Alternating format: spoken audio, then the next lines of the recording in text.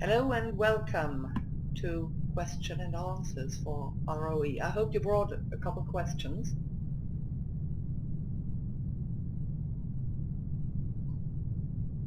Anyone? Alright, Pilly. Pilly is going to make some up. I'm going to read out what you're typing because I'm not sure if the video will capture it well enough for others to read. I have it at half size, so the font may be a bit hard to read. Hello Vanya, come on, join us. We are on voice. Oh yes, let me type that out.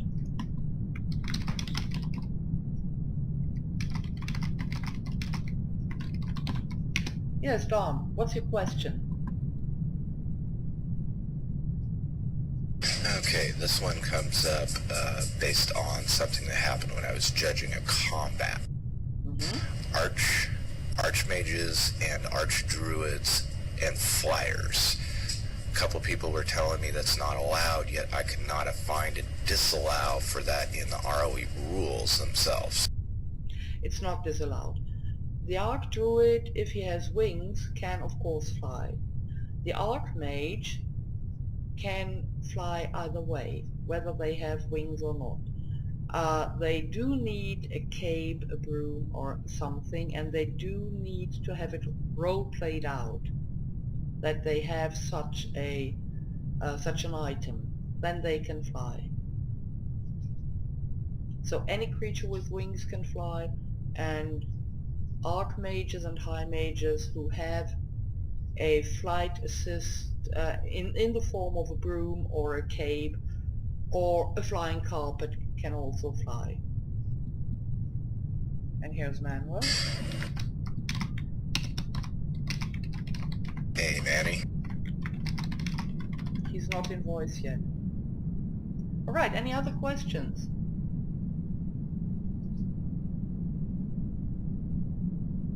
Please ask away, can't be.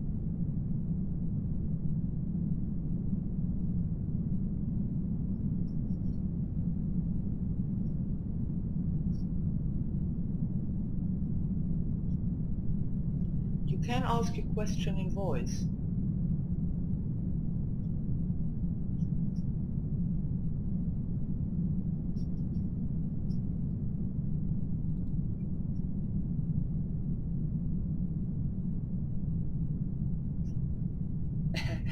That's because the armor only affects how well protected you are. It does not affect your movement at all.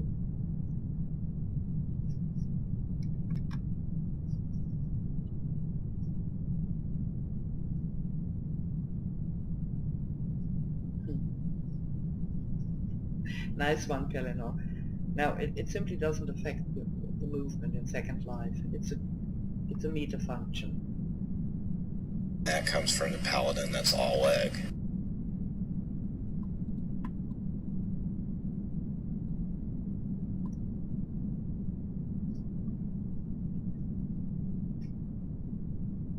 Well, they shouldn't actually, but the thing is that the actual avatar is very small, and what you see is phantom prims. They go through everything, so the dragons don't really get stuck.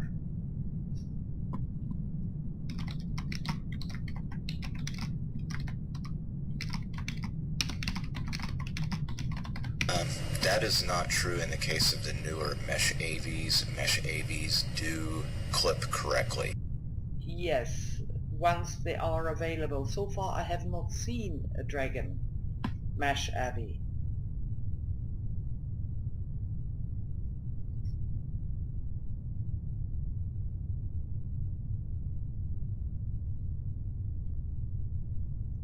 Can a mage carry any number of weapons than just before the skirmish? Choose a weapon and stick to it.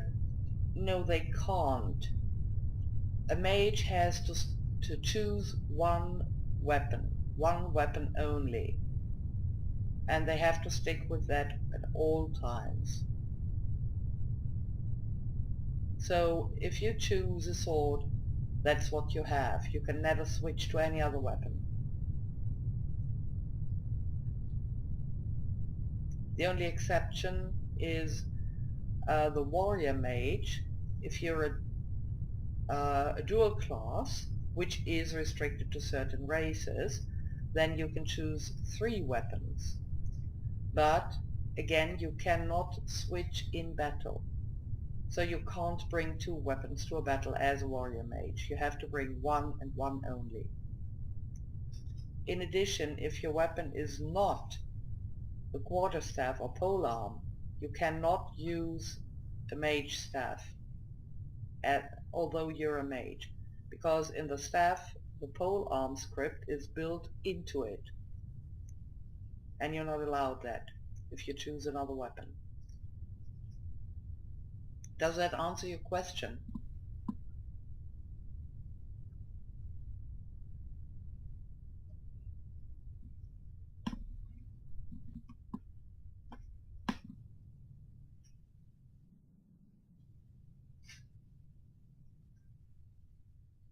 No. 3 weapons total, but you go into battle only with 1. And for a regular mage, not a dual class, you choose 1 and you stick with that always, whether you're in battle or not.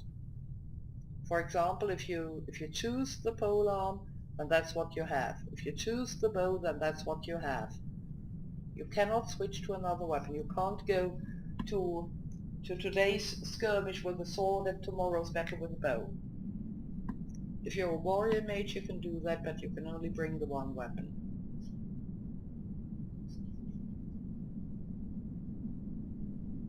And the regular single-classed mage can only choose 1 weapon total.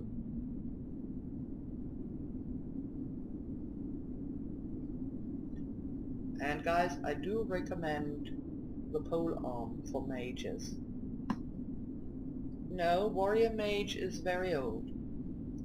We're phasing out the dual classes from the battlefield, so if you're dual classed as a healer mage, you have to decide before battle whether you'll act as healer or as mage. You can't be both during the battle. And as warrior mage, you can be either a mage or a warrior in the battle, and you still have to choose 1 of your 3 weapons. You cannot bring 2.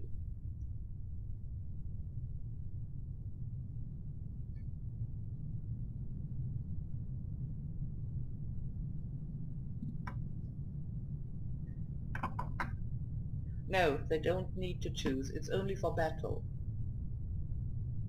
Yes, Pellinor, that's correct.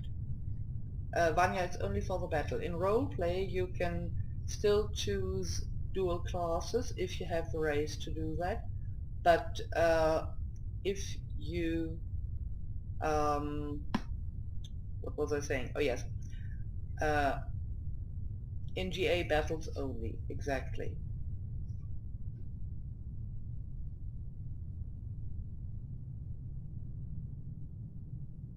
Yes, we do. I, for one, am a warrior mage. And yes, you can still, if you start out, be a dual class. You just can't be one in battle. In battle, you have to choose 1 of your classes. And that goes for everybody.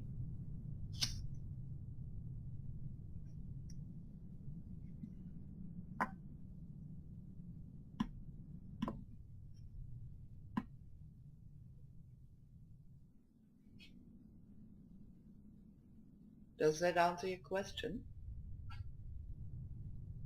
So if a warrior mage decided to function as a pure warrior, he could then wear armor. Yes. Switch between a bow and a sword during a fight, but he could not equip anything that deals with magic. Correct. Armor interferes with magic. If I were to wear armor in battle, I couldn't cast a single spell.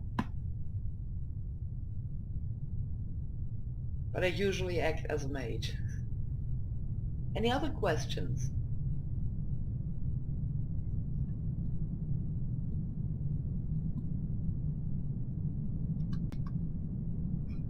Yes, Kima?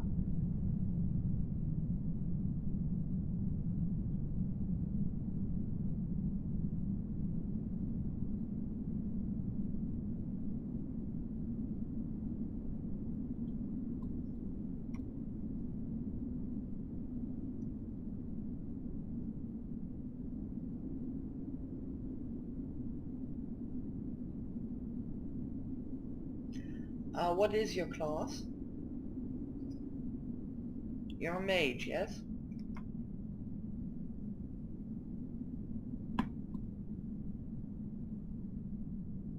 Yeah, as a mage you can use a two-handed sword, but that will become your only weapon. And let me just check for Mage Hunter, because I know you're going to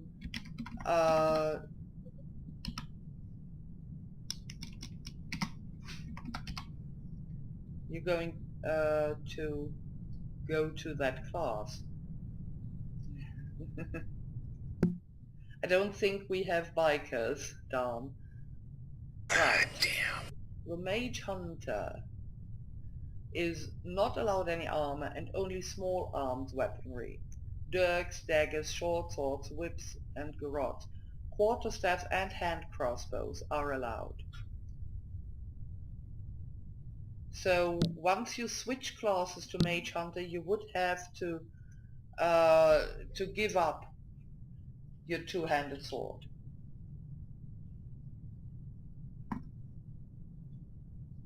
Again, I recommend the polearm.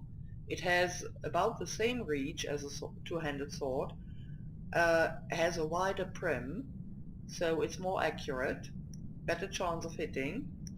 Yes, but the polearm is allowed. It does have a blocking prim, yes, and it's also a bit faster to make up for the lower damage. It does 1 to 2 points of damage less. To be exact, it does 5 points of damage, and the two-handed sword does 7 points on a forward strike, and left and right strike it does 6 damage. Hand crossbows, yes, small crossbows are allowed, like the drow hand crossbow. Currently, I don't think there are any for sale, but that can change quickly.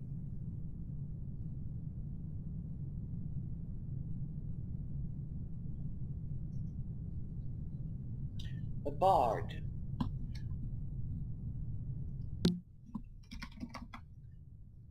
Well, the bard normally is not exactly a fighting class. The minstrels and storytellers. They use druidic and arcane magic called upon through music, and they can use any single-handed melee weapon.